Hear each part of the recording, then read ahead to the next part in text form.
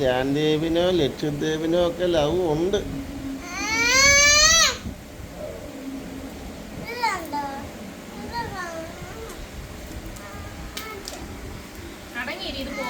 അത് നോക്കിയിരി അഞ്ചമ്മ വരയ്ക്കുന്ന അച്ചാച്ചി നോക്കുക. ഇതിൽ കൂടെ എന്നിട്ട് അച്ചാച്ചി പിന്നെ വരച്ചു തരാം.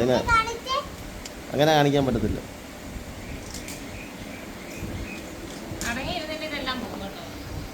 എന്നിട്ട് വേണം അച്ചാച്ചിക്ക് ഇതുപോലെ വരച്ചു തരാൻ. അതിനാ ഈ വീഡിയോ എടുക്കുന്നത്.